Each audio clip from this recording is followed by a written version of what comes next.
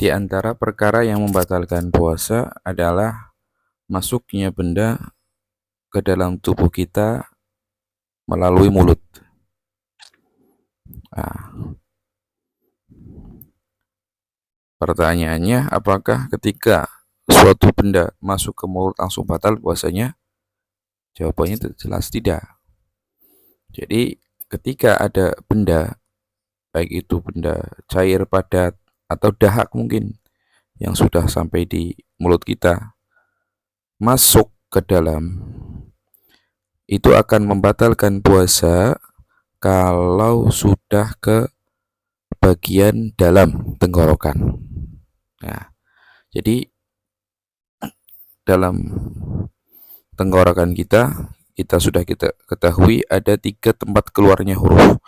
Ada yang paling dalam, di sini adalah tempat keluarnya huruf H dan Hamzah. Ada yang tengah, Ain dan H. Ada yang paling atas, Ghain dan Kho.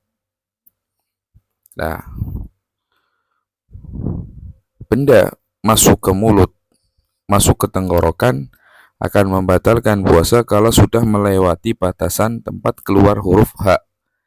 Nah, bisa dirasakan ketika kita mengucapkan huruf H. Nah, jadi ulama katakan tenggorokan di sini dibagi dua. Ada yang bagian dalam, yaitu makhrajnya H ke bawah, itu yang menyebabkan seorang puasanya batal kalau ada benda yang masuk ke situ. Ada yang bagian luar, yaitu makhrajnya Ain, H, dan Ghain. Jadi ketika ada benda masuk ke tenggorokan, ke mulut, baru sampai ke tempat keluarnya huruf H atau Kho, itu belum membatalkan puasa. Nah, ada perkara yang permasalahan yang perlu dibahas juga.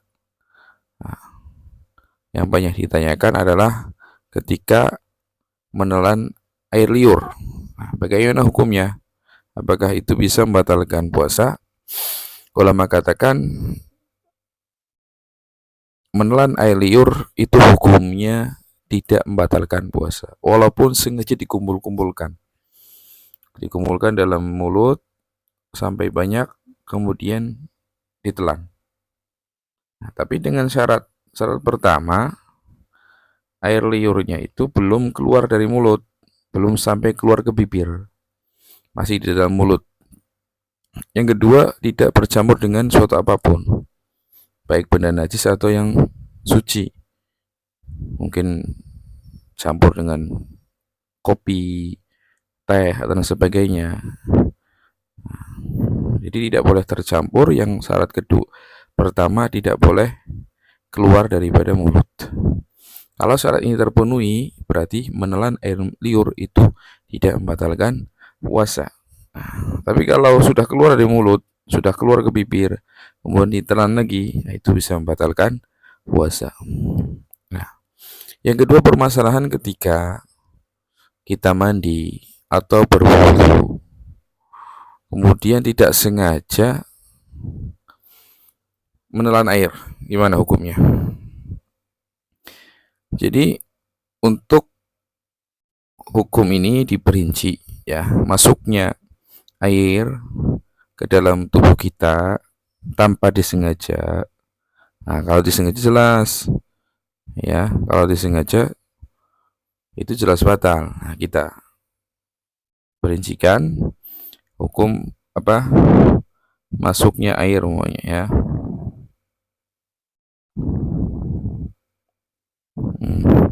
Ada yang sengaja, ini jelas membatalkan puasa.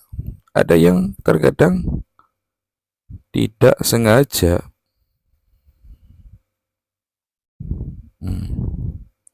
Nah, tidak sengaja ini pun dibagi dua, ya. Ada yang kita sedang melakukan perkara yang sunnah. Ada yang ketika keadaan kita sedang tidak melakukan kesunahan.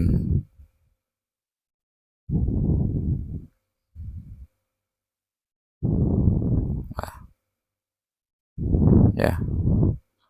Jadi ketika kita berkumur, sedang wudhu, itu kan sunnah hukumnya.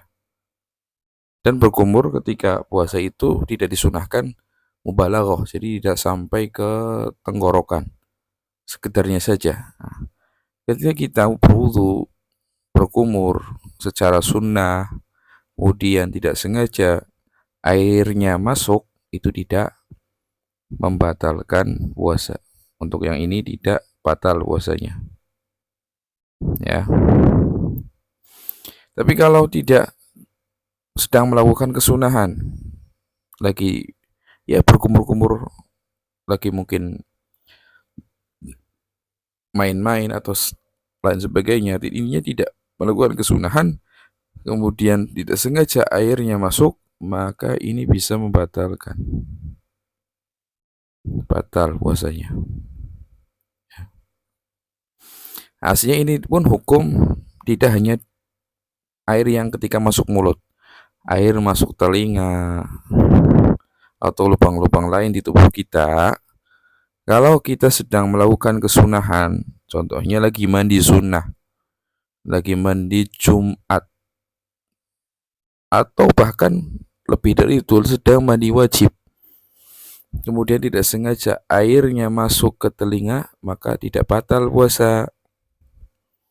Tapi kalau kita tidak melakukan kesunahan, sedang mandi biasa, tidak mandi sunnah, kemudian airnya masuk, batal otomatis. Walaupun tidak disengaja, jadi hati-hati. Kalau mandi, usahakan diniatkan mandi sunnah. Pokoknya mau jamaah, mau berkumpul sama orang, itu kan sunnah mandi juga. Nah, kemudian kalau airnya ternyata masuk, tidak sengaja, itu tidak membatalkan puasa, ya. Jadi kita perinci lagi, air masuk ke tubuh kita itu, baik itu mulut, telinga, hidung, ada yang disengaja, maka otomatis batal. Ada yang tidak disengaja. Tidak disengaja diperinci lagi. Ada yang ketika kita melakukan kesunahan, ada yang tidak. Kalau kita sedang melakukan kesunahan, contoh tadi mandi sunnah atau wajib, maka tidak membatalkan puasa. Tapi kalau tidak sedang melakukan kesunahan atau kewajiban, ternyata airnya masuk tanpa disengaja, itu batal. Wallahu alam bisawab.